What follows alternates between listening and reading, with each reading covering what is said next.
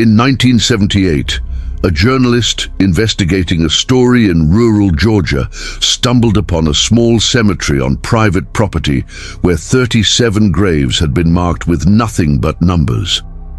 When authorities finally excavated the site after years of legal battles, they discovered that every single grave contained the remains of children under the age of 12, all showing signs of prolonged malnutrition and systematic physical abuse before death. The property had belonged to a woman named Eunice Watkins, who ran what she called a Christian reform school for troubled children from 1951 to 1977. She had collected welfare checks for over 200 children during those decades, but only 89 could be accounted for as having left her care alive. When investigators finally tracked down Eunice, who was living comfortably in Florida on her accumulated wealth, her only statement was that she had disciplined children the way the Bible instructed, and that if some were too weak to survive proper Christian correction, that was God's will, not her responsibility. She died before trial at age 81, taking the full truth of what happened on that property to her grave. But the numbered cemetery still exists, and America has never fully confronted what was allowed to happen there for over 25 years. Before we dive into these unspeakable cases, leave us a comment with what time it is where you are and whether you can sleep after these stories. And if you're brave enough not to miss any of our weekly cases, subscribe to the channel now. Turn off the lights, turn up the volume, and let's unravel these cases that still haunt America. Rural Georgia, 1951. Eunice Watkins was a 54-year-old widow who owned a large rural property outside a small town. She approached county officials with a proposal. She would open a home for troubled children, orphans and juvenile delinquents that the state struggled to place in foster care or institutions. She would provide structure, discipline, Christian education, and reformation through hard work and prayer. In exchange, she would receive the standard state welfare payments for each child in her care. County officials, overwhelmed by the number of children in need of placement and lacking resources for proper oversight, approved her application with minimal inspection. The Watkins Christian Reform School opened in June 1951 with its first 12 children. For the first few years, the arrangement seemed successful from the state's perspective. Eunice submitted regular reports showing the children were being educated, fed, and reformed. The few times social workers visited, usually with advance notice, they saw clean children engaged in farm work, a large garden, dormitory buildings that seemed adequate. Eunice was articulate and presented herself as a godly woman doing difficult but necessary work with troubled youth. The children, when briefly interviewed in Eunice's presence, said what they were supposed to say. The social workers, carrying massive caseloads and relieved to have one less problem to worry about, signed off on continued placements. Over the following decades, over 200 children would be sent to Eunice Watkins's property, most of them poor, many from minority backgrounds, all of them society's most vulnerable and least monitored. What actually happened on that property would only be fully revealed decades later through testimony from survivors and forensic evidence. But the picture that emerged was one of systematic torture masquerading as religious discipline. Children were kept in conditions of near starvation, given minimal food as punishment for any perceived infraction. They worked from sunrise to sunset on the farm, with produce and livestock being sold for Eunice's profit, while the children who produced it went hungry. Discipline included beatings with various implements, solitary confinement in a root cellar for days at a time, being chained to posts in the yard during hot summer days without water. Eunice justified every cruelty with Bible verses, telling children they were being purified through suffering, that their pain was necessary for salvation, that questioning her authority was questioning God. The mortality rate at the Watkins property was staggering, though it would take years to calculate. Children died from malnutrition, from untreated injuries and illnesses, from exposure during punishment, from infections that went untreated. When a child died, Eunice would have older children dig a grave in the back cemetery, mark it with a number carved into a wooden stake, and conduct a brief burial. No death certificates were filed, no authorities were notified, no families were contacted. When state officials would inquire about a specific child, Eunice would claim they had run away, a common enough occurrence with troubled youth that it rarely triggered serious investigation. She would continue collecting welfare payments for dead children for months or years after their deaths, forging paperwork, deflecting inquiries, using her reputation as a Christian woman, doing godly work as a shield against scrutiny. The few children who did leave the property alive, either because they aged out of the system or were transferred elsewhere, carried trauma so severe that most couldn't speak about their experiences for years or decades. Those who did try to report what they had witnessed were often dismissed, their accusations attributed to bitterness about strict discipline or fabrications from troubled youth. The social service system of the 1950s through 1970s was not equipped or willing to believe that a respected Christian woman could be systematically torturing and killing children in her care. The few investigations that were opened were closed quickly. Eunice's records seemed in order. She was articulate and convincing, and there was institutional resistance to admitting such catastrophic oversight failure. The truth began to emerge in 1978 when Michael Torres, a journalist for the Atlanta Constitution, was investigating rural poverty and visited the area near Eunice's property. A local man, a former resident of the reform school who had left when he turned 18, told Torres about the cemetery with numbered graves.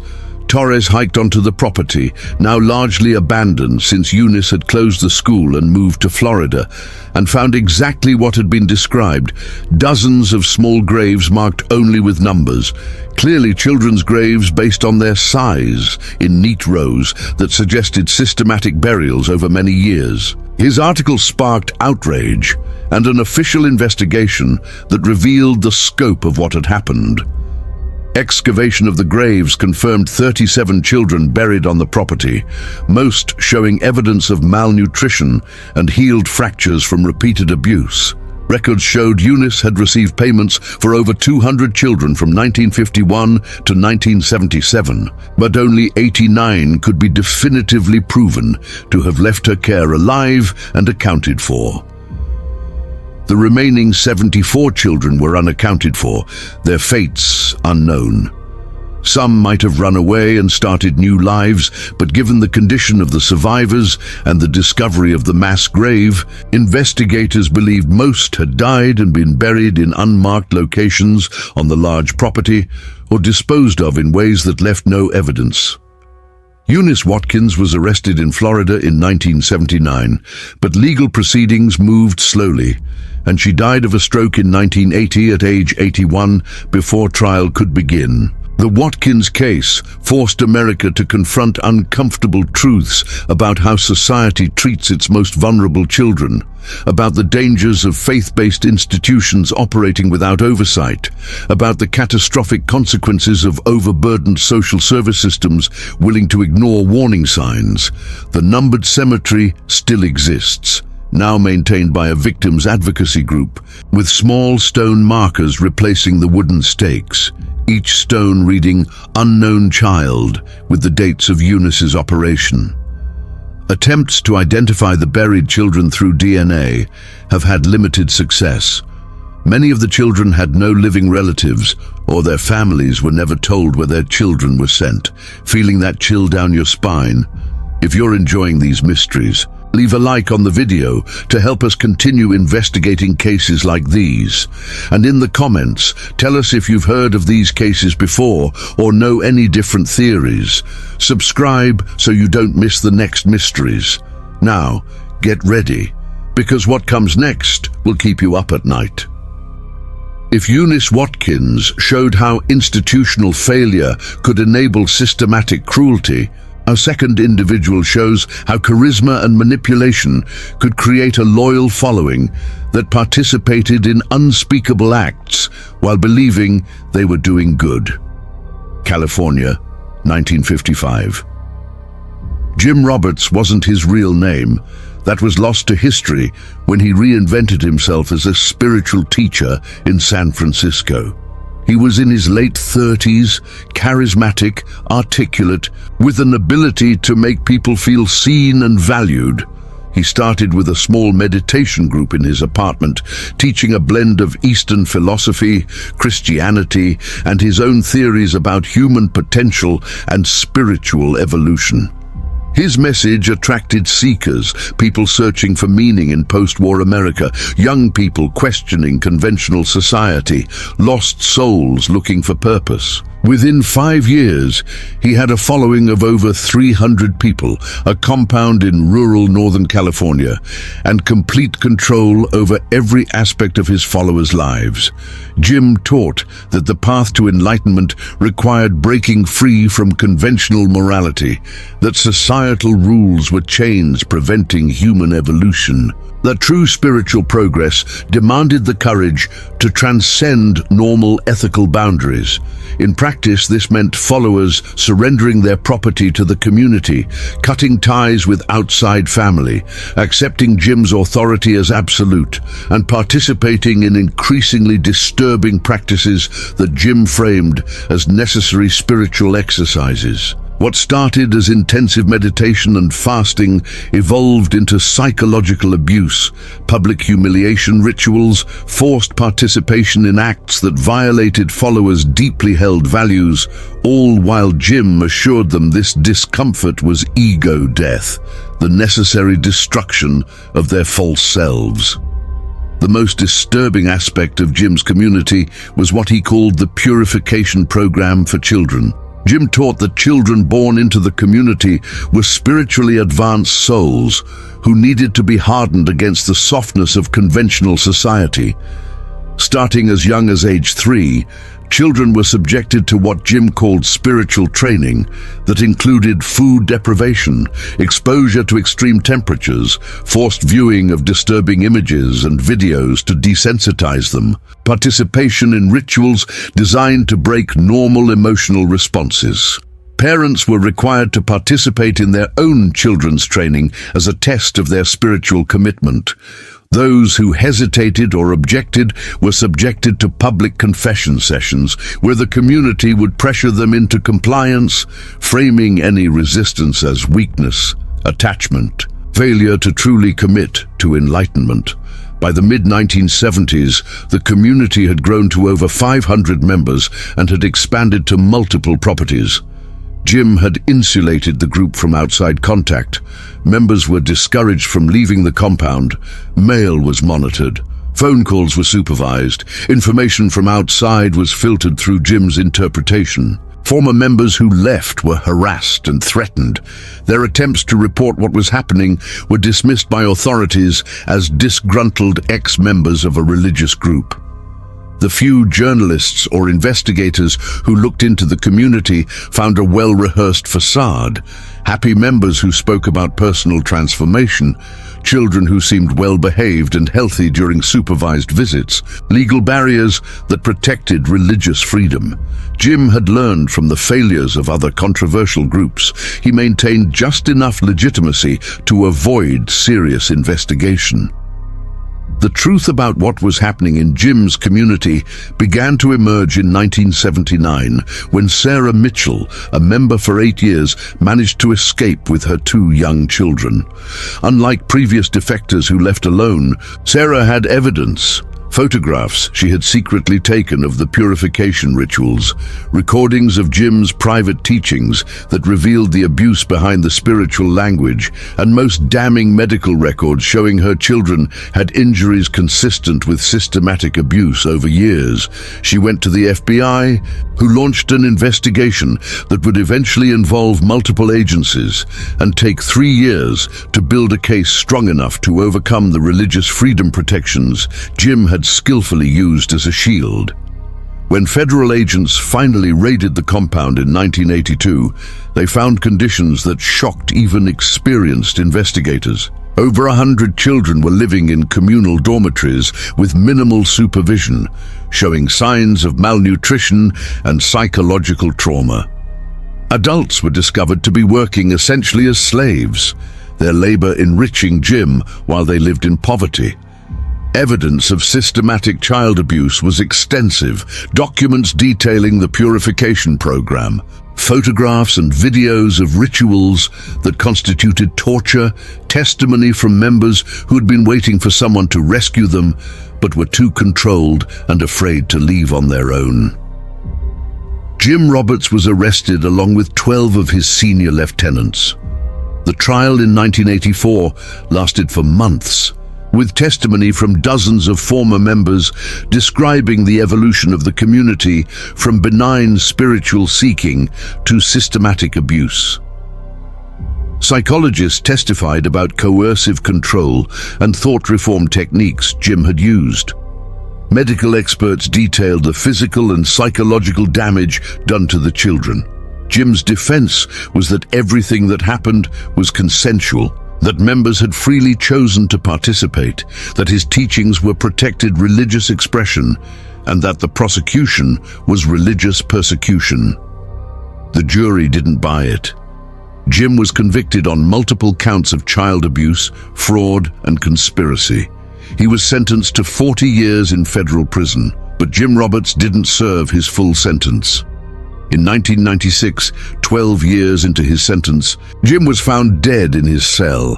The official cause was suicide by hanging, but the circumstances were suspicious enough that conspiracy theories persist.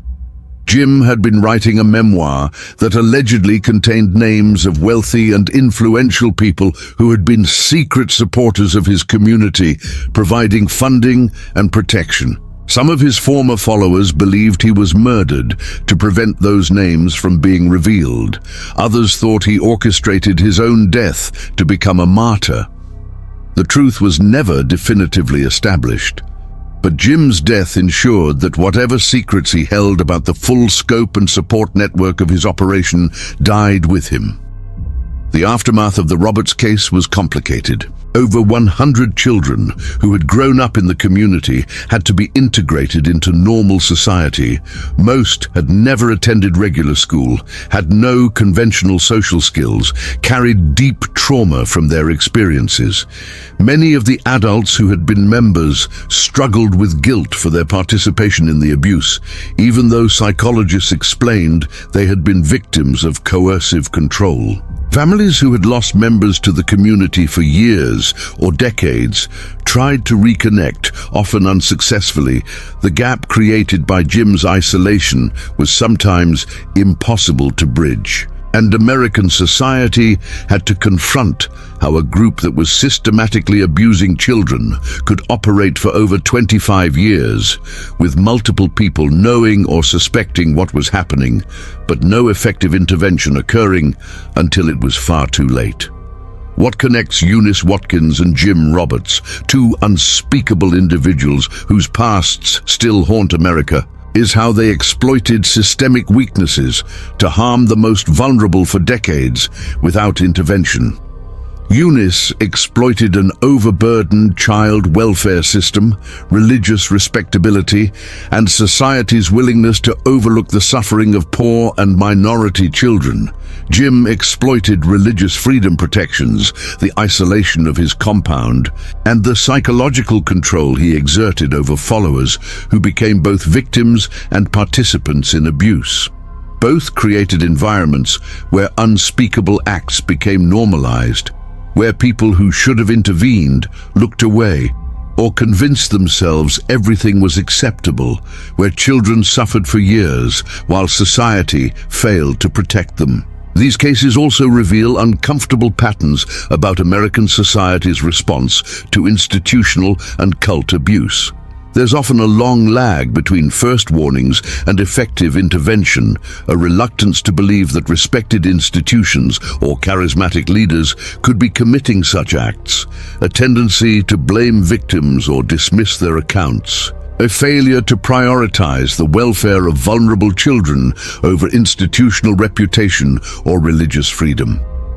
Both the Watkins Reform School and the Roberts community had former members and concerned observers raising alarms for years before authorities took action.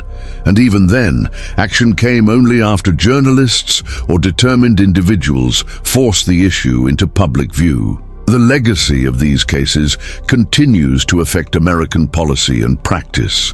The Watkins case led to reforms in child welfare oversight, mandatory site visits without advance notice, better tracking of children in institutional care, though advocates argue these reforms are still inadequate and underfunded. The Roberts case contributed to increased scrutiny of isolated religious communities, better understanding of coercive control, and legal frameworks for prosecuting abuse even when framed as religious practice. But both cases also left behind damaged lives, people who carried trauma decades later, families that were destroyed, children who never got justice because the people who hurt them died before fully answering for their crimes. The numbered cemetery in Georgia and the former compound in California stand as memorials to American failures, physical reminders that the past isn't as distant as we'd like to believe. Eunice Watkins operated her torture facility until 1977, just a generation ago. Jim Roberts was abusing children into the 1980s, within the lifetime of many adults today. These aren't historical curiosities from a less enlightened era. They're recent examples of how easily vulnerable people can be exploited when society's protective systems fail or are deliberately circumvented. And the question that haunts advocates and investigators who work these cases is the most disturbing one. How many other Eunice Watkins and Jim Roberts are operating right now, hidden behind respectability or isolation, harming people while society looks away? These cases continue to haunt us. If you're as disturbed as we are, leave a like, comment your theories, and share with anyone brave enough to listen. Explore our channel to learn about more unsolved mysteries and the darkest secrets in history. If you haven't subscribed yet, join the brave souls who follow our cases. Hit the subscribe button, turn on notifications so you don't miss any new cases. Leave your like if this video left you thinking, and share it with that friend who says they're not afraid of anything. Comments are open. Tell us what other disturbing cases you want us to investigate. Until next time, and sleep well if you can.